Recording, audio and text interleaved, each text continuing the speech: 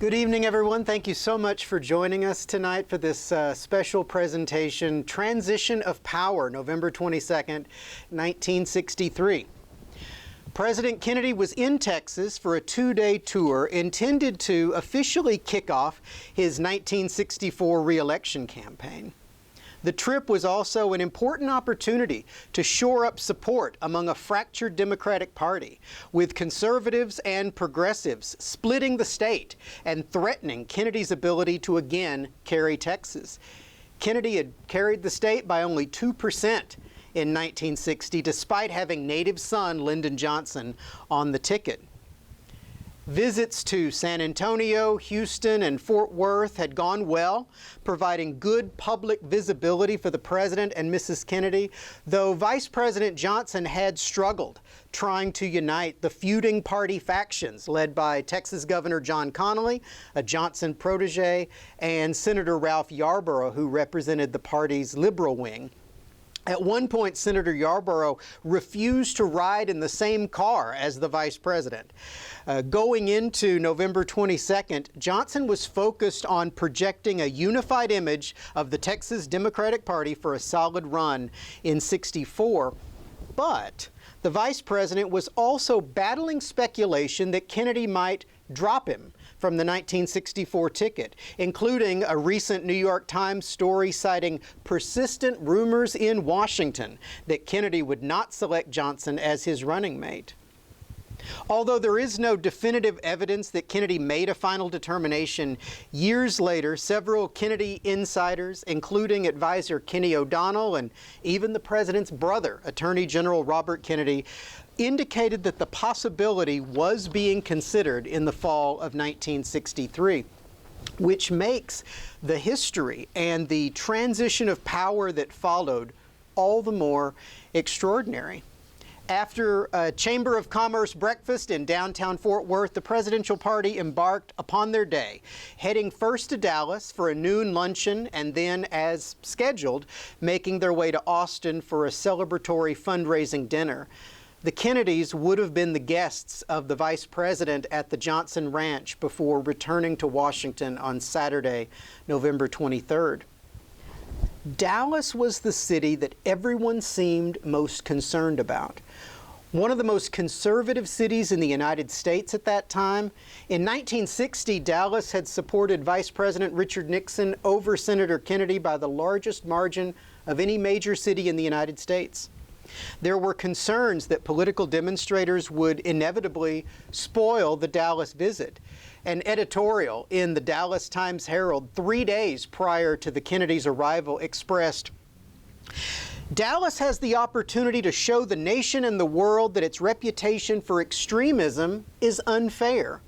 We hope the president's visit is unmarred by the misbehavior of a noisy few." Lyndon Johnson himself had been the victim of vocal protesters during the final days of the 1960 campaign when he and Lady Bird Johnson visited Dallas. The raucous incident happened just a half mile from Dealey Plaza on November 4th, 1960. A mob of political demonstrators gathered at the Adolphus Hotel, jeered and screamed at the Johnsons upon their arrival. Among them was conservative Congressman Bruce Alger, who brandished a sign that read, "LBJ sold out to Yankee socialists." In the span of half an hour, the Johnsons were allegedly pushed, spit on, and hit with signs, and in the process, one protester grabbed Lady Bird Johnson's gloves and threw them in the gutter. The incident brought the city negative press and elevated the Kennedy-Johnson campaign across the South, where under no circumstances could you attack a politician's spouse, as Johnson decried extremism that he felt was more reminiscent of South America than his home state of Texas. Several people, including Stanley Marcus of luxury retailer Neiman Marcus, had personally reached out to Lyndon Johnson to voice their concerns about President Kennedy's safety in Dallas, anticipating the potential for a mob of demonstrators at the airport or along the motorcade route. Johnson, too, had privately expressed his concerns. But Kennedy would not visit Texas without a stop in Dallas. To skip the major banking and business center could have shown weakness. Much to everyone's surprise, Dallas turned out the largest crowd of the Texas trip. Thousands gathered at Dallas Love Field to greet the Kennedys and Johnsons before a 10-mile parade. An estimated 200,000 spectators waited along the route to welcome the Kennedys to their city. 2 cars behind the presidential limousine, Vice President Johnson traveled in an open convertible with his wife Lady Bird and Texas Senator Ralph Yarborough, who had agreed to ride with Johnson in Dallas, with Lady Bird serving as a buffer between them. The focus naturally was on the Kennedys. The vast majority of the motorcade spectators that have been interviewed as part of our oral history project confess to having little to no memory at all of the Johnsons, having fixated solely on President and Mrs. Kennedy. In fact, compared to the presidential limousine, there are very few photographs of Vice President Johnson in the Dallas motorcade. This right here is perhaps the best still image I've ever seen, and this 35mm color slide was just discovered and donated to the museum in 2023. Lady Bird Johnson's audio diary, recorded shortly after the assassination, details: the streets were lined with people, lots and lots of people, the children all smiling, placards, confetti, people waving from windows. Then, almost at the edge of town, on our way to the Trade Mart, where we were going to have the luncheon, we were rounding a curve, going down a hill, and suddenly there was a sharp, loud report. This photograph, taken by a bystander at the corner of Main and Houston Streets in Dealey Plaza, was the last image to capture John F. Kennedy and 2 cars behind him, Lyndon Johnson, in the same frame. At 12:30 p.m., shots were fired at the presidential motorcade, killing President Kennedy and seriously injuring Texas Governor John Connally. Lady Bird recalled, "Our Secret Service man who was with us, Rufus Youngblood, vaulted over the front seat on top of Lyndon, threw him on the floor, and said, 'Get down.' Within just a few seconds, the nation was plunged into crisis, a situation that historian Stephen Gillian described as the most violent and sudden transition of presidential power in American history." Secret Service agent Jerry Kivett was serving on the Vice President's detail at the time, and he was in the follow-up car directly behind Vice President Johnson. I want to share an excerpt from an oral history he recorded with us 20 years ago, where he discusses the arrival at Parkland Hospital in Dallas and the Vice President's initial reaction to the assassination. Well, as we were going in, Emory Roberts told the Vice President, "Mr. Vice President, we got to do a lot of clear thinking." As he said, "You either are the president, or will be the president soon, or will be acting president for a long time."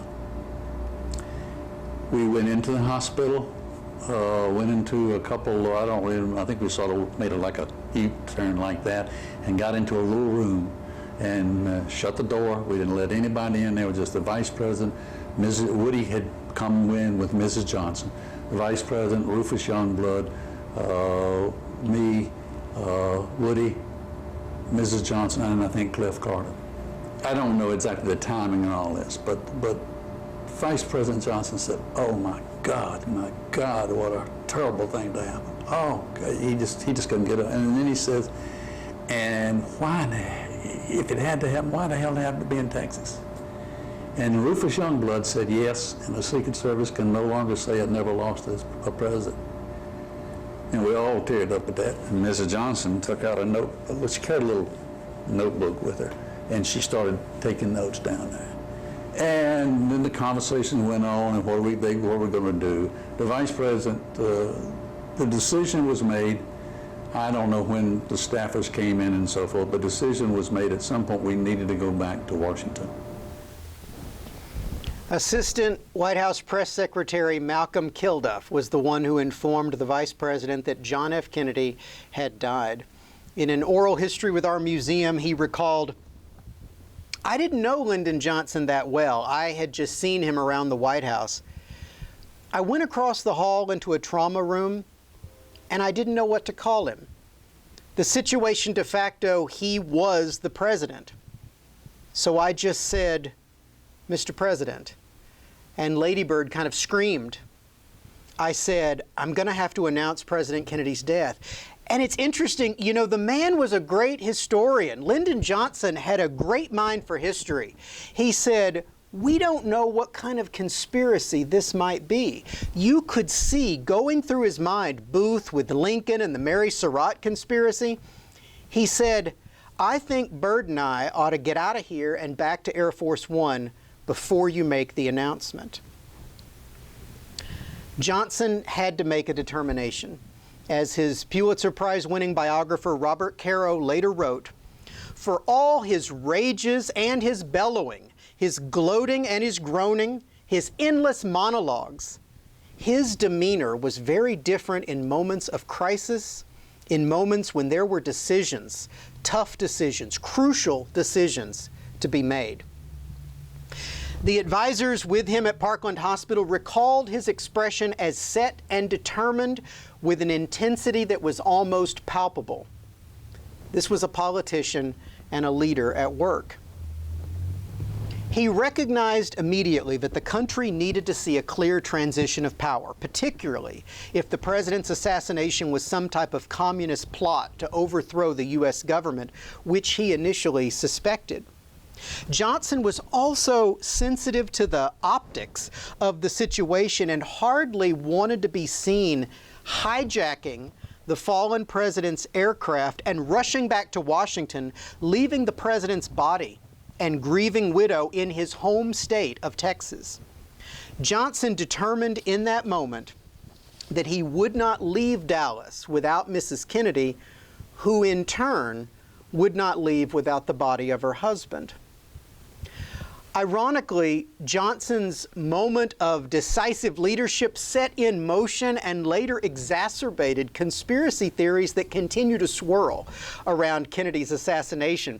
By taking the president's remains from Parkland Hospital before an autopsy, questions would linger for decades about the exact locations of the president's wounds and what Dallas doctors observed in the trauma room versus what autopsy doctors saw later that evening at Bethesda Naval Center in Maryland. But in that moment, as Secret Service agent Rufus Youngblood recalled, Johnson was adamant. Meanwhile, aboard Air Force One, Lyndon Johnson determined that he would take the oath of office before the plane left Dallas. It was a deliberate and strategic decision shaped by political, constitutional, and emotional considerations. Johnson aide Jack Valenti, and that is Valenti staring straight into the camera in the background of this picture here, remembered this in his oral history. Johnson made two decisions aboard that airplane that I think were so crucial, but at the time, no one really understood. Number one, he said he wasn't leaving Dallas until the coffin of the president was brought aboard. He wasn't about to leave and have stay behind the lifeless body of the president. But the second decision he made was almost clairvoyant in its visionary brilliance. He said, "I want to be sworn in on the airplane." He wanted to have a picture of him being sworn in and then have that picture flashed around the world when they landed at Andrews Air Force Base. So let's just go into Johnson's thinking a little bit here. While the Constitution automatically made him president, the formal oath-taking was a significant and deeply symbolic act. Johnson later told author William Manchester that he wanted to let the world know that the government of the United States was still functioning. Johnson consulted with aides and other officials, including Attorney General Robert Kennedy. In a telephone conversation later described as icy and perfunctory, the grieving brother of the fallen president confirmed to the new chief executive that any federal judge could administer the oath. To complete the tableau inside the aircraft, he needed Mrs. Kennedy at his side. Her presence carried emotional weight, projected continuity and stability despite the chaos, and politically helped dispel accusations that Johnson was too quick or opportunistic to assume the mantle of the presidency. To administer the oath, Johnson looked to an old friend and political ally, Sarah T. Hughes. She had been a strong Johnson supporter throughout his political career, including during the 1960 campaign. In 1961, Johnson had ensured that she became the first woman appointed to the federal bench in Texas. Loyalty mattered to Lyndon Johnson. This photograph, much like the Pulitzer Prize-winning image of Jack Ruby shooting Lee Harvey Oswald, or the poignant photo of young John F. Kennedy Jr. saluting his father's casket, stands out as one of the iconic images that defined that tragic weekend. And it was taken by White House photographer Cecil Stoughton. And then Malcolm Kilduff came up and said, literally, "Thank God you're here, Cecil. You're going to have to take the swearing-in pictures. The president's going to take his oath on the plane. You're going to have to take the pictures and give them to the press." Almost immediately, they started the oath taking. Malcolm Kilduff was holding a microphone there that's attached to a dictaphone on the desk, and it turned out to be one of those 5-inch plastic belts. Back in '63, people are in offices know what they are, but they were routine. But you couldn't, the media, the radio people and the TV people couldn't use that. It had to be converted into a 1/4-inch magnetic tape. So I got off the plane after the oath taking with this belt stretched across my fingers like that, and I had the film in my camera, both cameras, and for a few minutes or a few seconds, from the top of the steps to the bottom of the steps, I was the only person in the world that knew what had happened, because everybody else on the ground didn't know what was going on inside the plane.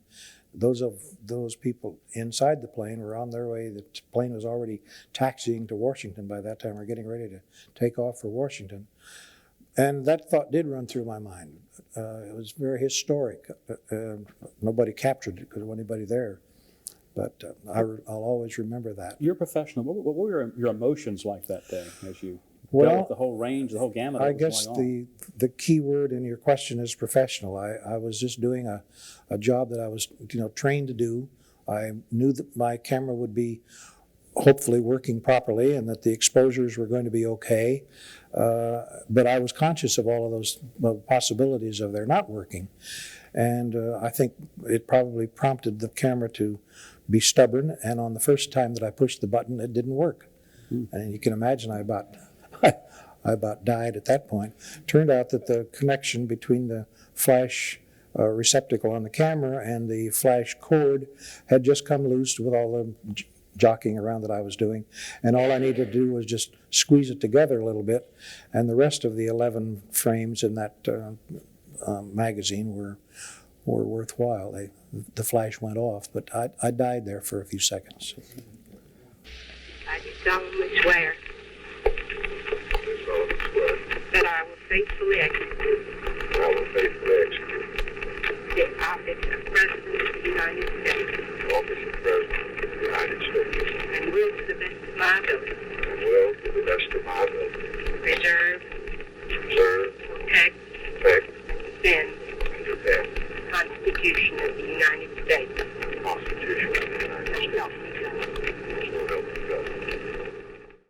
That's really the power of oral history, hearing from these unsung heroes. I mean, this history didn't just materialize. These people had to take the photographs, make the recordings, convert them into a usable format, and then share them around the world. And it happened so quickly in those crucial hours after the assassination. At 2:38 p.m., only 2 hours after shots rang out in Dealey Plaza and a mere 3 hours since President Kennedy had arrived in Dallas, Lyndon Johnson was formally sworn in as the 36th president aboard Air Force One.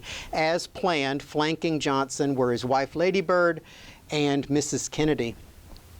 Sid Davis, the White House correspondent with Westinghouse Broadcasting, was one of only 3 journalists aboard the aircraft for the swearing in. All you heard was sobbing. and Mrs. Kennedy stood there, and LBJ, President Johnson, walked over and he took her by both hands, and he walked backwards and led her to the center of the room and placed her in a spot in the center of the room. Then he had Mrs. Johnson stand on the right, Mrs. Kennedy on the left, Judge Hughes in the middle, and then he placed himself in the middle. And he'd already talked to Judge Hughes about the oath. So he said, proceed. And she delivered the oath. I clocked the oath at 28 seconds. And I counted 28 people in the room. And I gave, when the oath was delivered, it took 28 seconds. I put all that in my notes. And then Johnson, next words were, let's get airborne. But the photograph became all important. In my judgment, it spanned out 54 years. In the span of the 54 years, that photograph answers a lot of questions. And his behavior afterwards, his compassion for Mrs. Kennedy, talking to her, holding her by both arms. Mrs. Johnson going over saying, we never wanted it to be this way. We didn't even want to be vice president, she said to her. Being a radio broadcasting reporter and some television, I said, my company really needs me. I want to get off the airplane. I'll be out of pocket for 3 hours going back to Washington. They lifted me up on top of a white car, and I gave the pool report from that white car. Johnson's behavior was exemplary. There's no other way to describe it.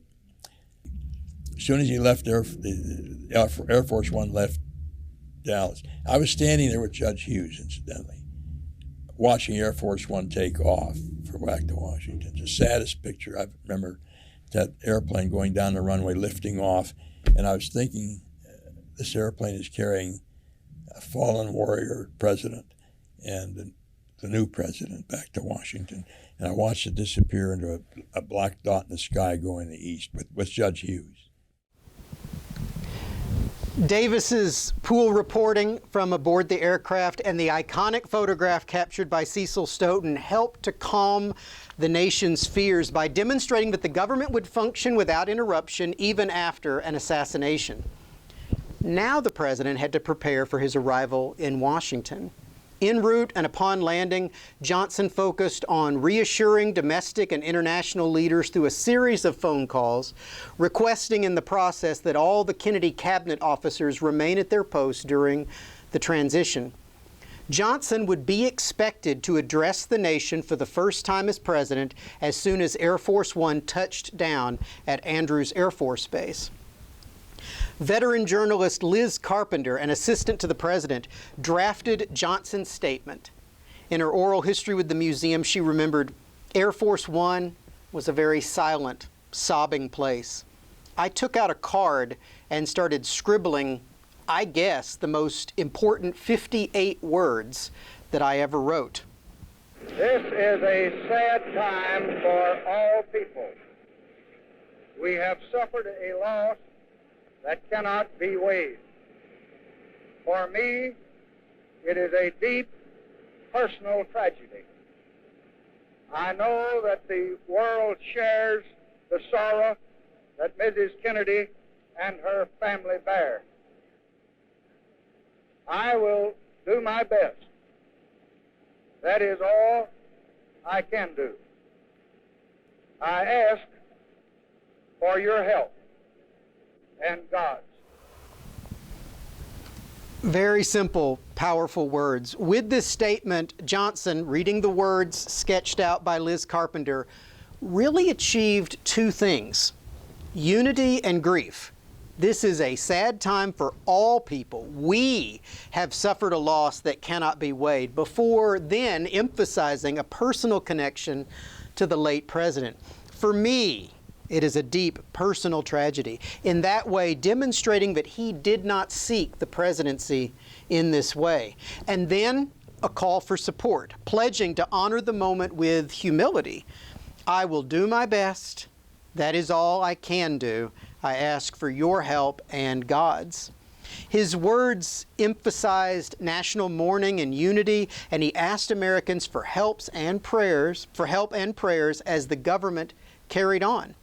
By acknowledging the collective grief, and immediately appealing for cooperation, Johnson helped soothe fears and underscored continuity of leadership.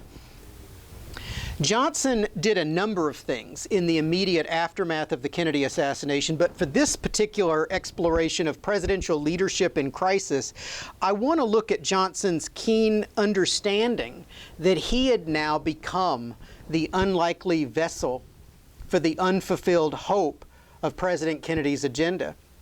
Kennedy had been pushing major legislative initiatives, notably a civil rights bill, before his death.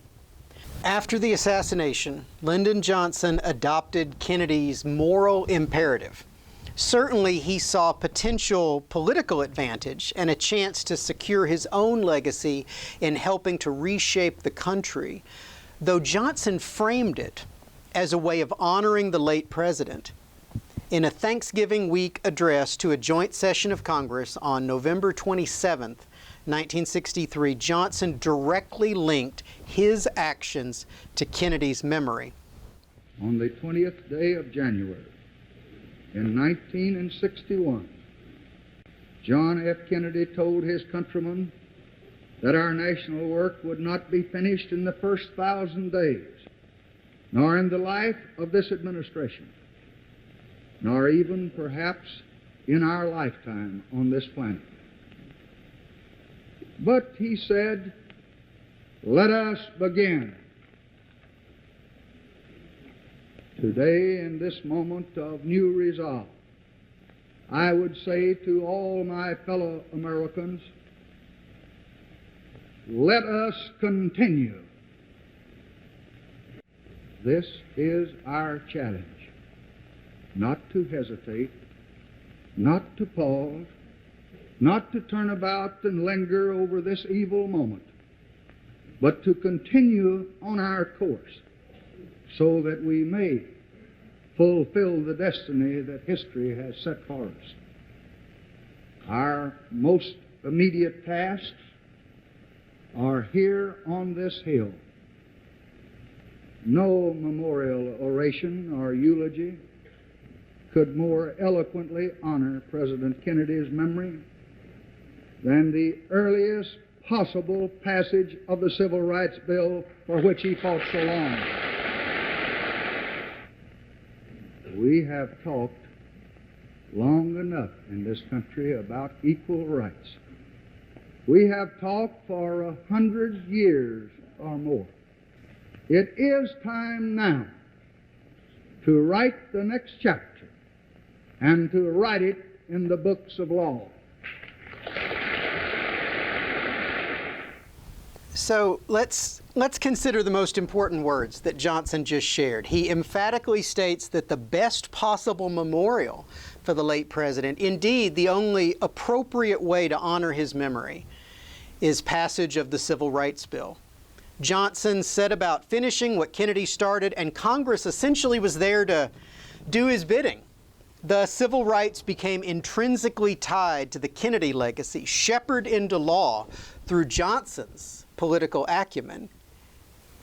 True to his pledge, Johnson used all of his legislative skills to guide and rally Congress. By mid-1964, the resulting Civil Rights Act was on President Johnson's desk. On July 2, 1964, a little over 7 months after the Kennedy assassination, he signed it into law. Less than 1 month after the bill was signed, Time magazine wrote, "Throughout the South, from Charleston to Dallas, from Memphis to Tallahassee, segregation walls that have stood for several generations began to fall in the first full week under the new civil rights law." So I want to share one final oral history clip with you today. Coming up is Julian Reed, a longtime political advisor in Texas who was press aide to Governor John Connally at the time of the assassination. And Julian speaks here for a moment about the intertwined legacies of Kennedy and Johnson. A lot of people do not remember that Kennedy he was facing a difficult reelection. He was not that popular in Texas prior to the trip. A lot of challenge for him. he had had some success with part of the civil rights program, but Congress was resisting more. And all of that changed when you had the combination of his martyrdom, when he became a martyr, and we know what that does in human nature. And then you had the genius of President Johnson, because Johnson did things for that to fulfill it. In my view, this is my judgment, and I think a lot of people who study it would agree with it, that it took both. It took the combination of Kennedy and his martyrdom and Johnson's political genius in getting legislation passed to bring about all of that and all of the Great Society programs. Johnson knew that he had a limited time to act, and he did. He acted rapidly. There was more legislation passed, civil rights legislation and other in that period than ever before or since. So to me, that is really the overarching legacy of the assassination. In 1960, John F. Kennedy had campaigned on a new frontier of social and economic reform, and he proposed a sweeping agenda that included the Peace Corps, higher minimum wage and Social Security benefits, Medicare and federal aid to education, a new Department of Urban Affairs, and stronger government tools against recession. Kennedy won a narrow victory in 1960, and in practice, Congress was cautious. While the Peace Corps was established and minimum wage and Social Security were modestly raised, other initiatives, including federal education aid and national health insurance, stalled. With Kennedy's death in Dallas, on the cusp of his 1964 re-election campaign, much of the new frontier was left unfinished. Lyndon Johnson provided unprecedented presidential continuity. He quickly set about enacting the balance of Kennedy's new frontier while adding new measures, rebranding the whole package his Great Society. His campaign in 1964, as seen through these objects in our collection, specifically positioned Johnson as the person who would continue Kennedy's unfinished business. That poster there says, "Let's keep building the Great Society." In May of '64, Johnson outlined his vision for the Great Society during a speech at the University of Michigan. Johnson called his goal not only towards the rich society and the powerful society, but upward toward the Great Society, as one that would end poverty and racial injustice. He aimed for a nation where everyone had a good standard of living and the freedom to pursue their aspirations. He called for public renewal, preservation of the natural environment, and improvements to public education. And after signing the Civil Rights Act in July '64, harnessing the momentum and public sympathy following the Kennedy assassination, Johnson then won a landslide election in 1964, carrying all but 6 states, and then selling an agenda that relied upon his predecessor's memory and used his connections to do what Kennedy could not. Johnson pushed Congress to enact much of what the martyred president had envisioned, and more, including a broad war on poverty, Medicare and Medicaid, and new environmental and cultural programs. So with this admirable continuity, Johnson's Great Society went above and beyond the new frontier while elevating the Kennedy legacy and tapping into the potent hope and promise of the early '60s. So hopefully today we've illustrated through these 3 distinct moments how Lyndon Johnson's transition of power was characterized by both respect and decisive action. The impromptu swearing-in ceremony aboard Air Force One sent a reassuring signal to the nation and the world. His brief address at Andrews Air Force Base asked the country for unity and calm on one of its darkest days. And finally, his immediate legislative agenda embraced Kennedy's unfulfilled ambitions and then used the late president's memory to great political effect. In particular, his push to pass Kennedy's civil rights legislation was an important start to his own administration's goals and an appropriate culmination of those first 5 days, bringing the nation from loss to renewal, taking a moment of deep personal tragedy and morphing it into this renewed commitment to the bold ideas that defined the Kennedy years.